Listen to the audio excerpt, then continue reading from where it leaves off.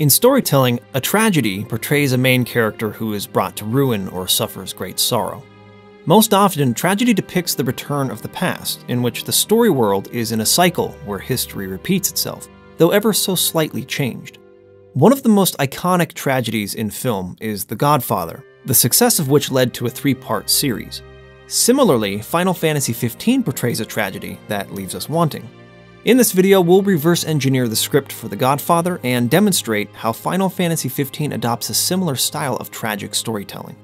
As a fair warning, there will be spoilers for both the stories of the original Godfather and Final Fantasy XV, so if you have not watched or played either material, I suggest you do so now, and then come back and watch the rest of the video later.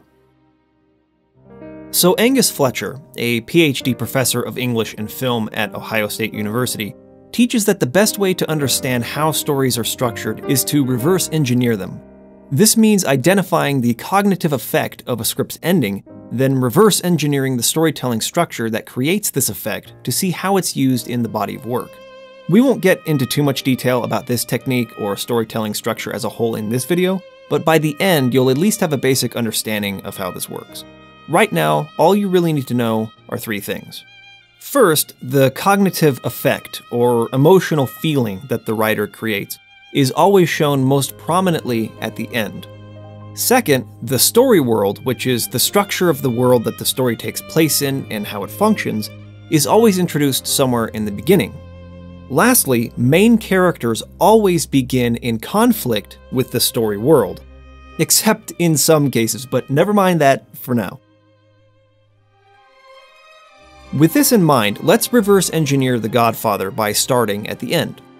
This script ends with Michael, the Godfather's son, becoming the new Don after giving in to the old ways, having murdered his own sister's husband in order to protect his business and his family.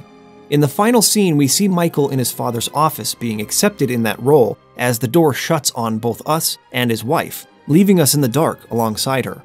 Similarly, the beginning of the script starts shrouded in darkness. In our first shot, we see a bewildered minor character telling a tale about the American dream and how it turned out to be a lie, how his daughter was given freedom but the result was terrifying. Now, he comes to the Godfather for justice, and we realize we're in the same office. So what does this all mean? In the story world, democracy is a failed system. Men were given the opportunity to be free, and they turned out to be savages. Only the old ways of kings and dons can protect us here. Michael tries to defy this cycle by becoming a Marine, a symbol of democracy who tries to live a life beyond the family, but as is the way with tragedies, his greatest fear becomes reality. He becomes like his father and a part of that cycle. This is the return to the past, which defeats the hero who is in conflict with the story world, only to continue the cycle. This is what's called a sublime tragedy, where the very thing the main character fears most is exactly what happens. Now, let's reverse engineer Final Fantasy XV.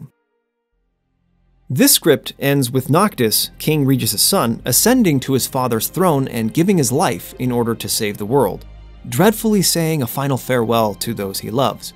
In the final scene, we see Noctis on his father's throne being accepted through blood as the new king, ending his life in order to summon the kings of the past, who have all done the same, resetting the cycle and preventing the world from being devoured by darkness.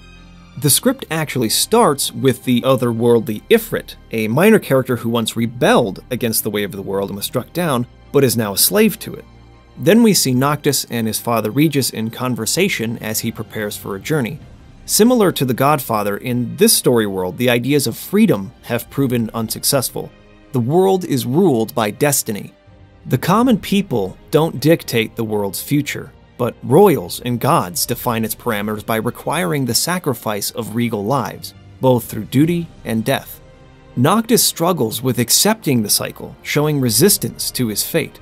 In the Final Fantasy XV anime Brotherhood, we see that even at a young age, Noctis was conflicted about his destiny. In the beginning and throughout his journey, we see his mannerisms and dialogue depict him in conflict, almost as though a part of him wants to rebel against the path others have placed him on. He was born into this world and feels forced to follow its rules both for duty and for his love and loyalty to his father. Noctis' greatest fear is becoming part of the old system and losing his freedom, so this is exactly what must happen. Once again, this is a return to the past, which defeats the hero, who is in conflict with the story world, only to continue the cycle. You feel the tragically sublime taste, and it's both bittersweet and unsettling. The Sublime Tragedy is what The Godfather and Final Fantasy XV have in common. They're both written in ways that leave us shocked, almost triumphant yet distraught at the same time. In order to create this cognitive effect, these stories predestine the future of a main character who is in conflict with the story world, always fighting against it, but ultimately succumbing to its cycle. Thus, the main character's greatest fear comes true.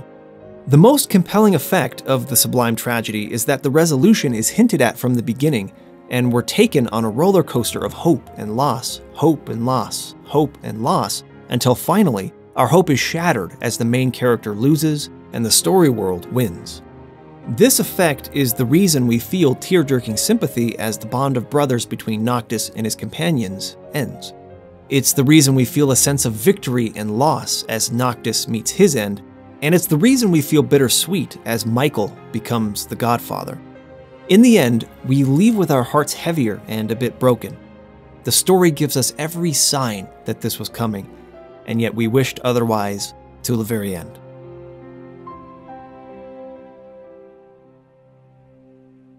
Hey everyone, thanks for watching.